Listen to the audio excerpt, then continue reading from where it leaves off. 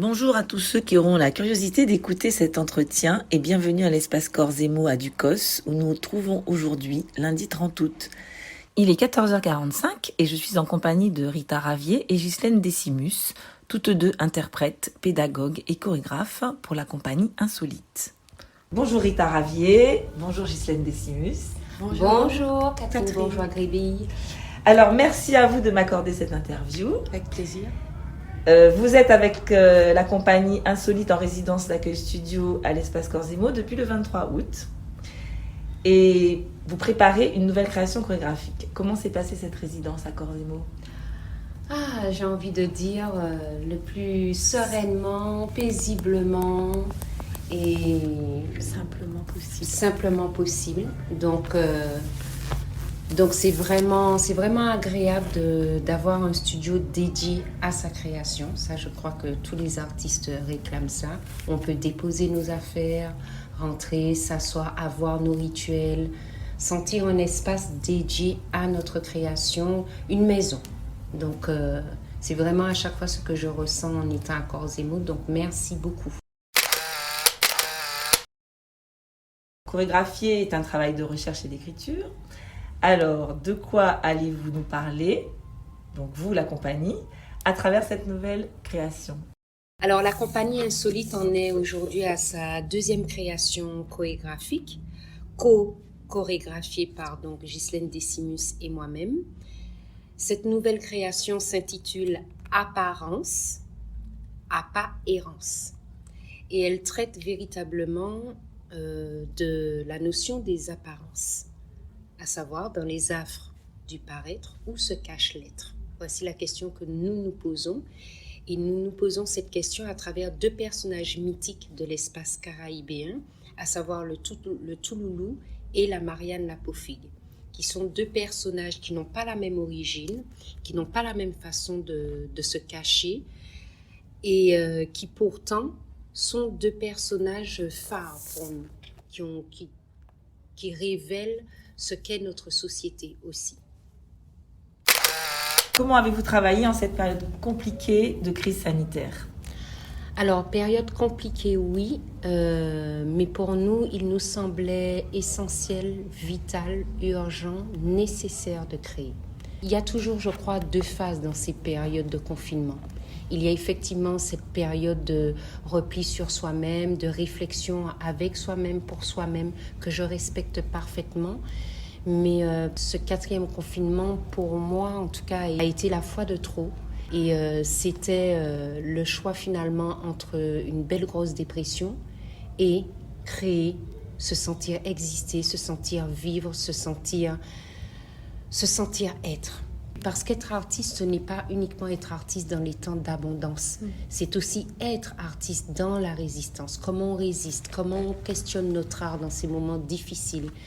Parce que finalement, ces moments difficiles font naître, je crois, ce qu'il y a de plus précieux, ce qu'il y a de plus nécessaire. Et créer dans de tels contextes, finalement, nous rend peut-être plus précis, plus exigeants, plus directs.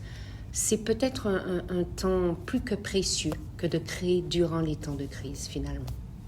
Oui, et moi je rajouterais, ne vivant pas ici, je vis en Côte d'Ivoire, pour moi c'était très important. Il faut savoir que cette création, elle aurait dû se faire avant, et que pour moi c'est important d'aller jusqu'au bout de quelque chose malgré la situation.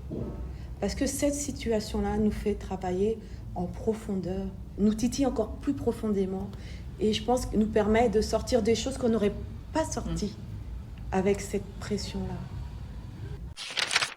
Quels ont été vos collaborateurs artistiques sur cette création ? Pour cette pièce, on a eu le bonheur de collaborer avec plusieurs talents du pays. Alors, en regard extérieur, nous avons Dorothy Carlos, avec sa franchise et sa sincérité naturelle, que nous aimons. C'est un message d'amour. Elle va se reconnaître. Voilà. Conseil et expertise ballet, puisque cette pièce mêle, on va dire, 4 gestuels, afro, ballet, gros-cas et contemporain. En tout cas, pour nous, c'est dans cette énergie-là. Et donc, on a eu le bonheur de travailler avec Linda Sainte-Rose, Gilles Osier Lafontaine et Jean-Laurent Zahir, qui sont donc des MAPIPI dans le monde des KB.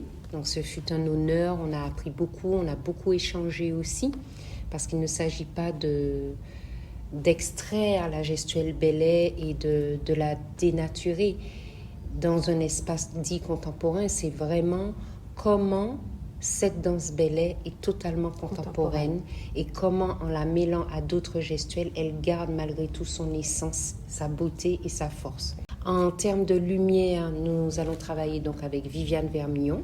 Les costumes, ce sera donc avec la créatrice costumière Laura De Souza. Et enfin, au niveau des textes, parce que dans cette compagnie, on aime créer, on aime mêler les arts, n'est-ce pas? Donc la voix est importante, est un instrument important. Et nous avons eu la chance de pouvoir travailler les textes d'un poète, auteur du pays qui s'appelle Jean-François Linafa, qui écrit donc en créole. La photo, Peggy Fargue, et Andy Verne, donc avec sa société, Phileas, pour tout ce qui est de l'ordre du visuel, des images, et puis notre teaser, Corallien Baccarat. Est-ce qu'aujourd'hui, vous avez déjà des dates de prévues pour les premières représentations? Alors, je sais que souvent, nous sommes dans un contexte caraïbéen où on crée quand on a des dates. Nous, on a été peut-être dans le chemin inverse, créer à tout prix, aller au bout. Donc, pour nous, l'objectif, c'était de nous dire, peaufinons notre objet chorégraphique et à partir de là, nous ferons la démarche. Voilà. J'ai envie de dire le plus tôt sera le mieux, mais pour l'instant, on en est là de notre réflexion. Merci Rita, merci Ghislaine pour cette interview et nous attendons avec impatience la première de cette création, Apparence, Apparence de la compagnie Insolite. À très bientôt.